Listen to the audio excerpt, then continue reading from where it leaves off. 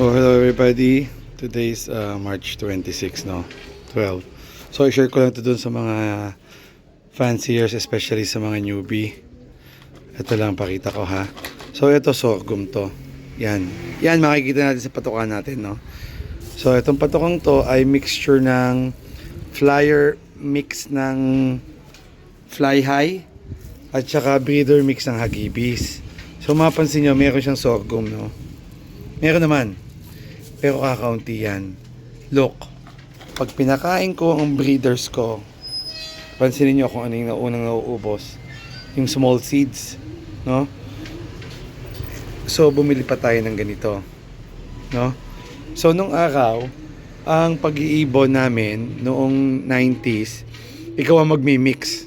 So, ang gamit kong mix ay trigo, sorghum, green peas, safflower at saka whole corn. So ikaw ang bibili niyan and then ipapatambyolo mo para makintab.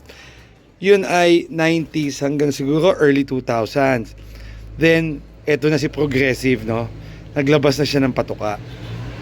Then unti-unting nawawala yung mga mixture o yung mga seeds sa mga poultry supply.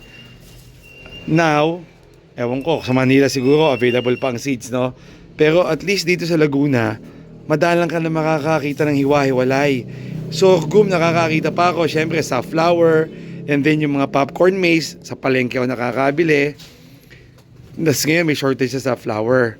So ito lang, no, tip ko lang dun sa mga iba na kung gusto nyo dagdagan, pwede naman, especially kung katulad niya, mga breeders. So, naglalagay pa ako ng pellet dyan. Additional protein.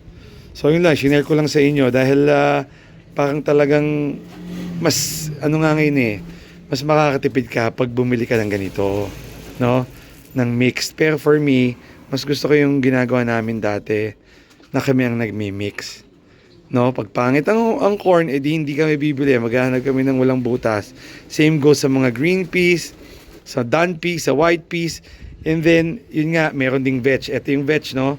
So yan, medyo social ka na no pag naglalagay ka ng veg. Kasi 5 seeds lang talagang gamit namin.